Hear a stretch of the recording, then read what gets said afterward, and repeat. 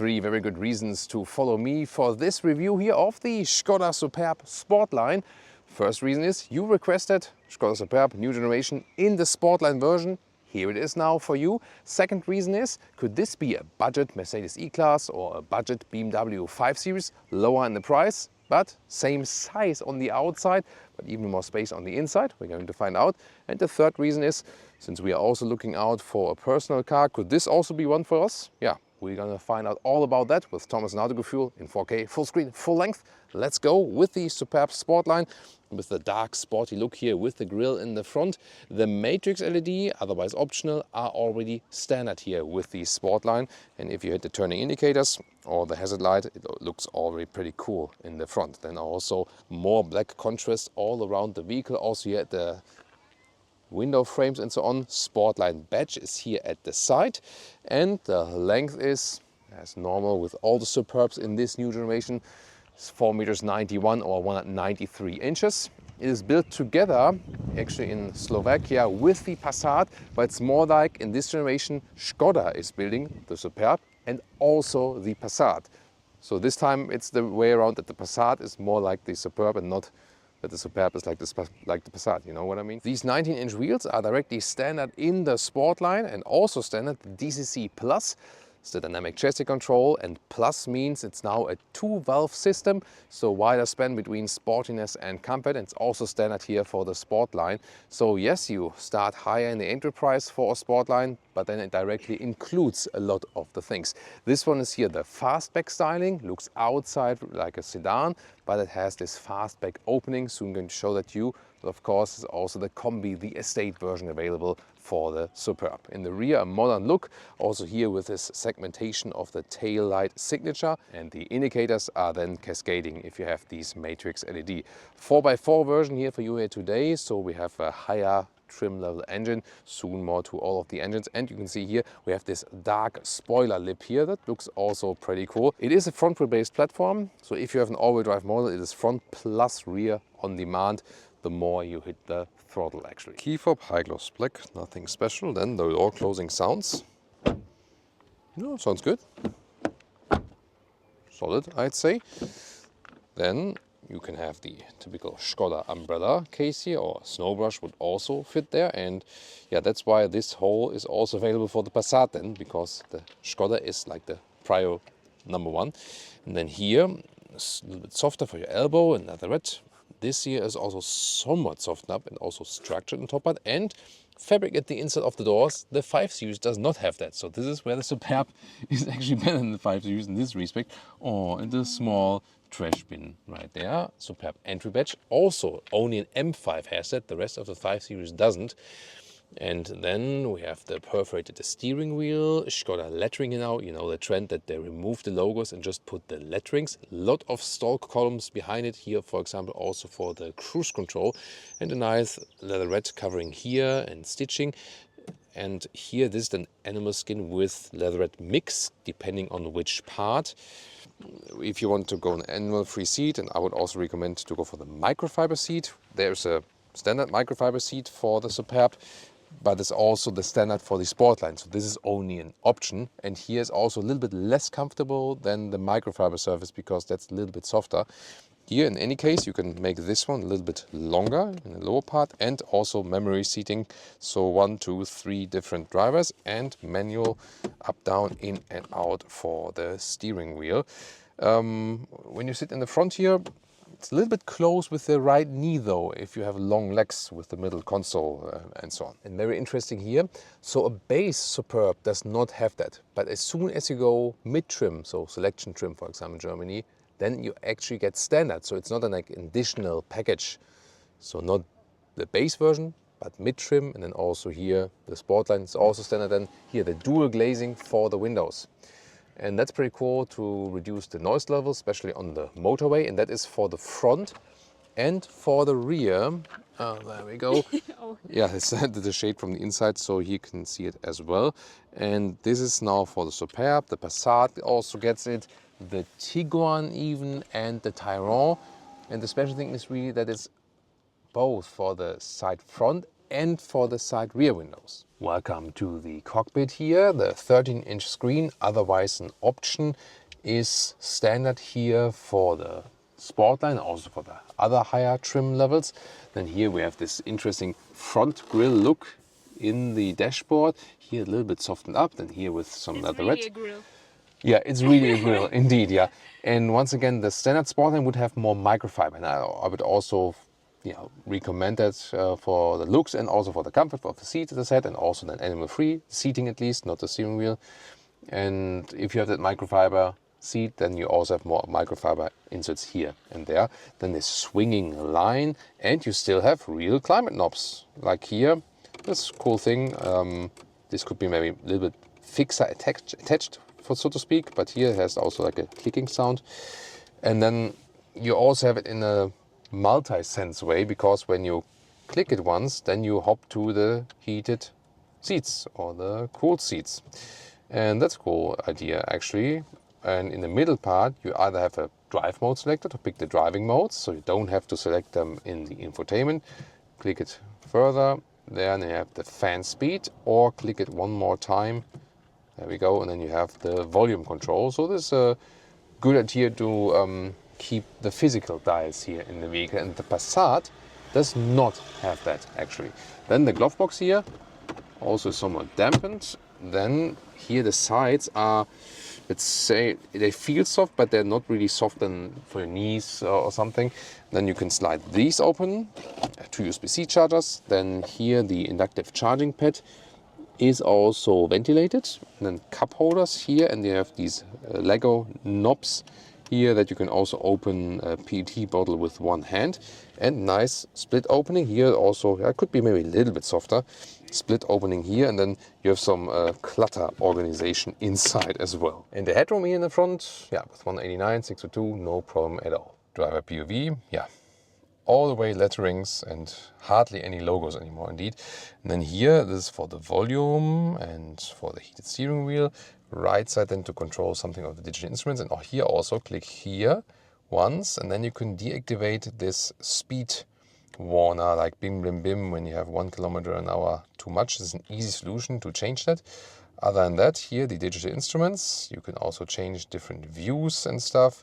Also a map view, so whatever you prefer. And then we also have a head-up display that you can hardly see on camera here at this moment. And the main infotainment also offers Apple CarPlay integration, Android Auto like this. Other than that, here these top hotkeys are interesting. For example, here to all the assistance systems, and you can also easily deactivate them right here. So this is possible, or the drive mode selection.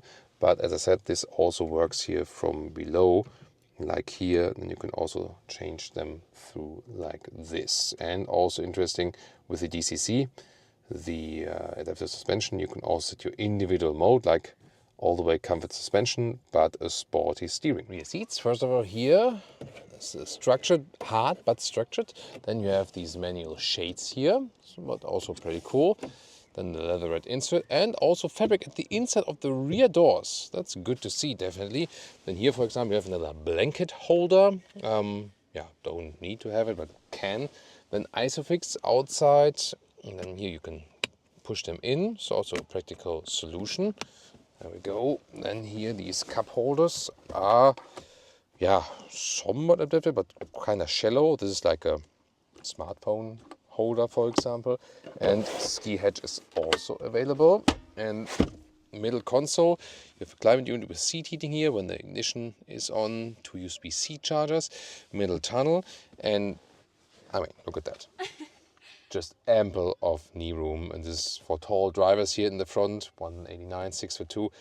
This is amazing, and this of course way more than you would have like in the E-Class on the 5 Series. This is where this has the advantage, and here also headroom, no problem at all. The only thing that the Sedan or the Fastbek is not offering, there is no panoramic roof available. However, I don't think it's the biggest problem, because a closed roof is always better, especially in summertime.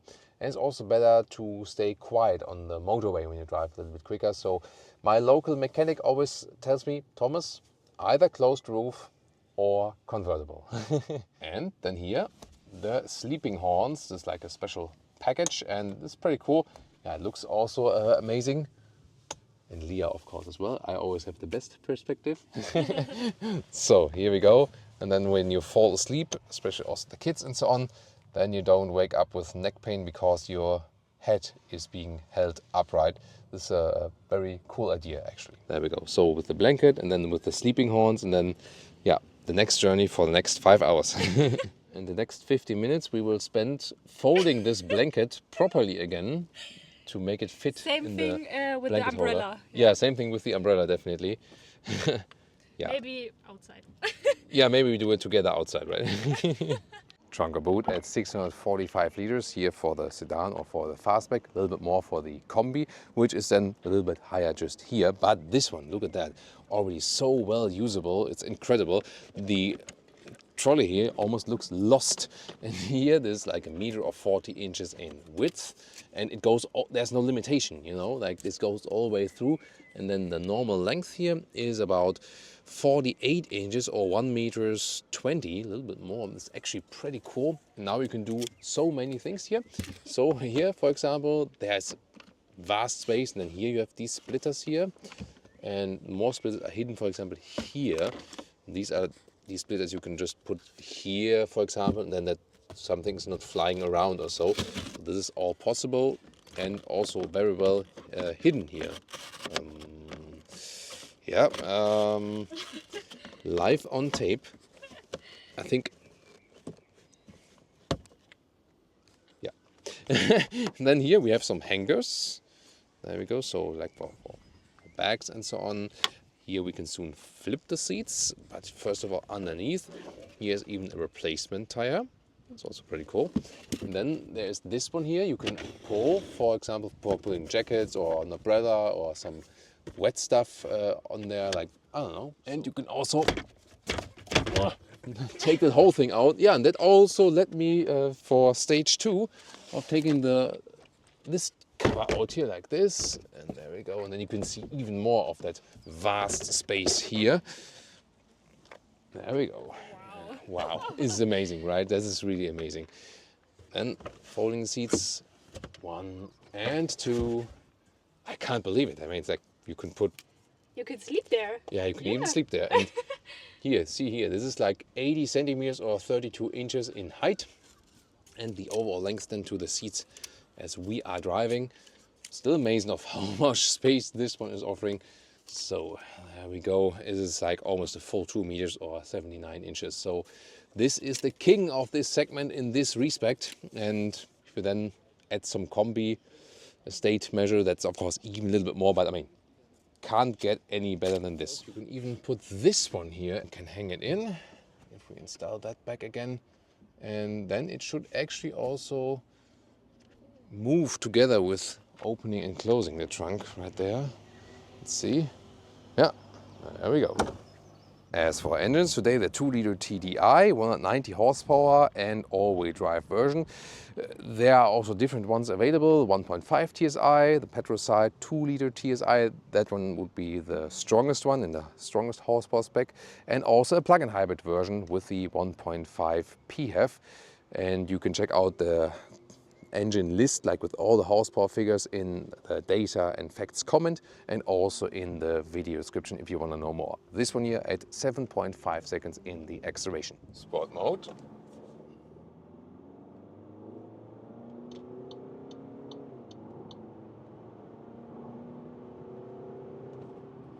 So there was some acceleration from like 40 something to 120 kilometers an hour with the 2-liter TDI here. 190 horsepower, all-wheel drive as well, so it's the strong diesel. If you want even stronger acceleration performance, then you would need to go with the stronger petrol engine actually. And here at about 130 kilometers an hour, so about like 75 miles per hour.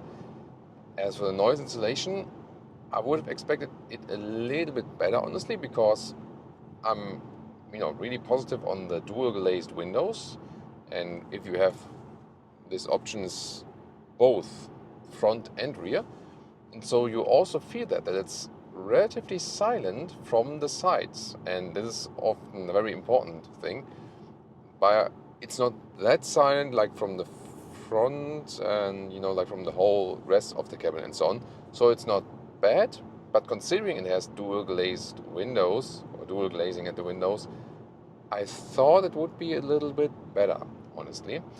Then here, as shifting mode at the moment, when I'm in the sport mode, you've maybe also seen that I can either control it here in the infotainment system, or I can also, as shown in the interior, control it here in the lower part with this turning knob, and that's actually a quite good thing to do. In the S mode, sport mode, here the gears are shifted up later, shifted down earlier, and also the suspension is changing, this DCC Plus, as Škoda is calling it, with the 2-valve technology. So it's a wider span between comfort and sportiness, and it's doing a good job. Even in the sport mode, it's still comfortable enough, but in the normal mode, it's also sporty enough. And my favorite mode, as usual, the individual mode, which sets the suspension on best comfort, but the steering to a little bit more feedback, you know, because otherwise it feels kind of light. It's not too bad. So here see also the small commands that transported to the road. I just felt that in the normal mode it's a little bit too light. So individual, I think, is really good for me, setting the steering to more feedback, but then again the suspension all the way to best comfort, and it's doing a good job indeed. 19-inch wheels we have mounted here as standard on the Sportline. Of course, the smaller wheels would give you more comfort, but when you have this DCC Plus, then the 19-inch wheels are actually also fine. Let's do a lane change here at 100 km an hour, see how that performs. Yeah, good job, really stable on the road. Good behavior from that vehicle here. Really like that. So it doesn't shake up too much, even if you have set the DCC Plus to the most comfortable setting. No major shaking up or something like that. When you ask me for the differences, E-Class and 5 Series, so the first notable difference is here, because you have the shorter hood in the front there. It's still a quite long car. They only have the 4-cylinder engines there in the front. You do feel that you sit more forward in the vehicle and more is behind you, you know, in comparison to the rather long hood E-Class and 5 Series. We saw also what differences makes in the rear seats. So way more legroom here with the Superb. That is of course superb as for the rear legroom. But then again, in driving, it feels, let's say, you know, a little bit more front heavy already from the seating position. You know what I mean? So just from how you feel positioned in the vehicle. And that is somewhat a sportier, more balanced feeling in the E-Class and in the 5 Series, which are, as we described, in somewhat the same length region. But it doesn't mean that it doesn't drive sporty. Yeah, Sportline doesn't mean that's a special RS model or something like that. But still it behaves very well because of this platform here. The steering, I feel, here, like in this area, it's even in the sport setting, a little bit too light. And then it gets a little bit more feedback when you leave this area, and I don't like that. So I rather like steering that is more linear in a way, you know. I mean, that is giving you an exact, precise feedback. This is what I want to say. You know, in this S combination, I said to the Sport DCC, it's also fun to drive. Really nice. You know, it does give you driving fun. And it also doesn't drive so much heavier than if you compare it, for example, to the Octavia, like a segment below that. So you can have this driving fun. And this diesel engine at 7.5 seconds in the acceleration figure is enough for most cases, definitely. Here also good behavior in this corner. Seats also giving me side support when I'm pushing it a little bit. And here when I'm in the S shifting mode already, now that was an example that I'm already a little bit more on higher RPM, that you can get out of the corner a little bit easier. Blind spot monitor is also here in that side mirror. It's a very good system, very visible indeed. So especially for these situations that they warn you additionally. I can also keep a track of the speed in the head-up display. So I don't have to look in the instruments, and I can always look straight to the horizon. And here now it's a little bit rough from the surface, typical area, yeah, and then feel that you have the sport setting and 19-inch wheels, but let's go back to the individual setting. Then I feel that the suspension is evening it out a little bit better. So coming back to the initial claim, can it be like a budget E-Class, budget 5 Series? I mean, from the space offering, we saw that it offers way more space and flexibility. Even here in that sedan or Fastbek body type, it's so spacious and really, really flexible for everything you want to do. That's amazing, definitely. But in driving, it is definitely good and serves most purposes. Still, somehow the 5 Series and E-Class, they do drive better, you know. They feel a little bit more balanced, a little bit sportier.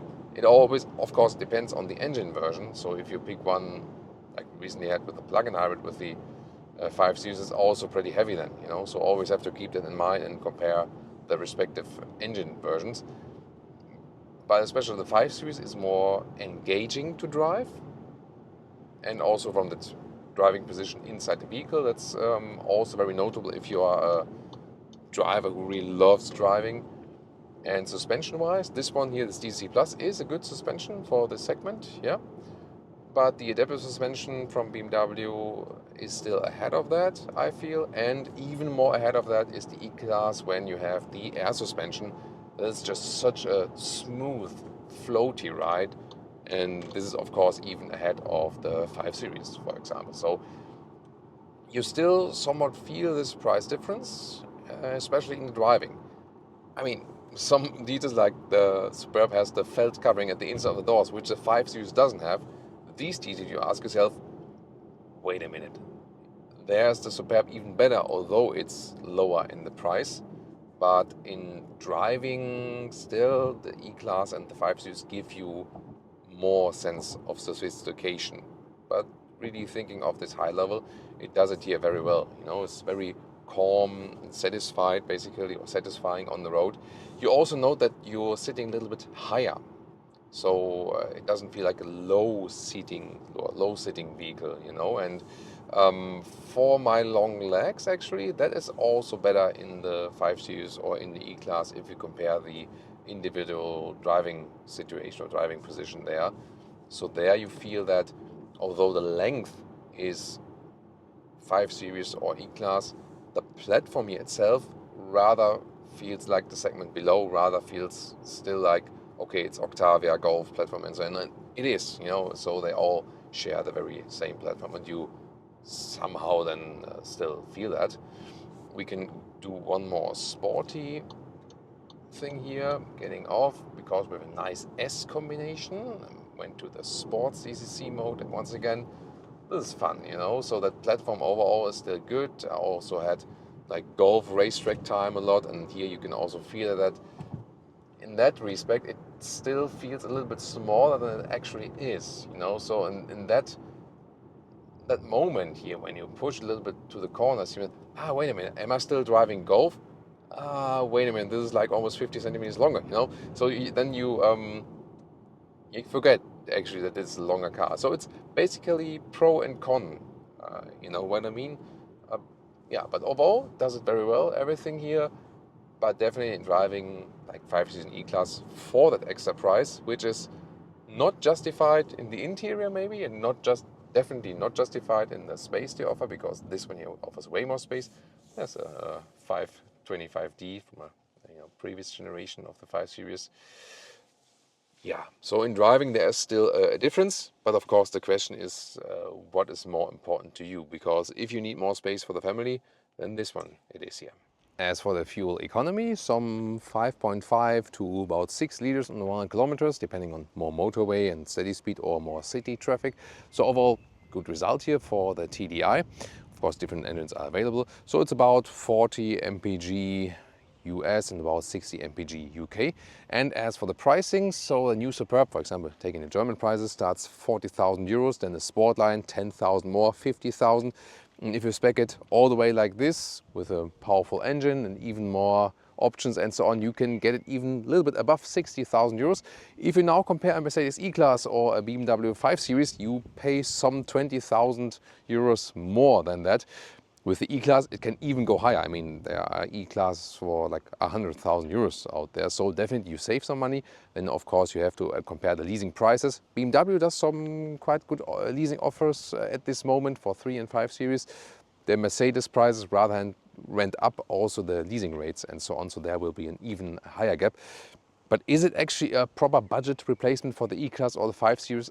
Honestly, I would say no, because especially in driving, these premium brands deliver a more sophisticated experience. Yes, we have some details like the felt covering at the inside of the doors, which is here even better than with the 5 Series.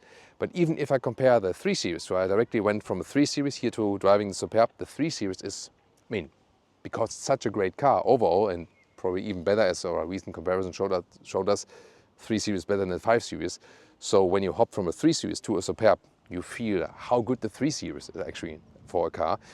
Because even the 3 Series will be, in most cases, a little bit more expensive than this one here, higher spec. But we did this 5 Series and E-Class comparison because we re-looked at the vehicle length. And then also the advantages shine for the Superb because there's so much space on the interior, the usage of space, exterior dimension to interior space, especially on the rear seats and of course with the trunk. And here you just have the sedan styling, but still you have like a versatility of a huge estate, and that is the cool thing about the Superb. So to me, no budget replacement of a 5 Series or even of a 3 Series, because they especially drive better and feel better, especially while driving. But it is the focus of, hey, you don't want to spend too much money on premium cars, but you want a lot of space for your family or for your hobby, or if you want to carry things around. That's where the Superb is really shining overall. What do you think? Give me your feedback in the comments. And of course the question, would we actually buy one? I mean, it's a good car, and if you test it directly, singularly, I was also quite convinced at the first driving and so on. But personally, I think we would still more look in the premium segment. And that's also, not a bad thing to say, and nothing to take away from the Superb at all. But just, for my personal taste, because we don't really need the space it offers here, so that wouldn't be the crucial factor for us. But definitely, still, once again, a good performance from the Superb here overall in our review. Is it something for you? Tell me in the comments, and also check out the combi review of the Superb and the Passat.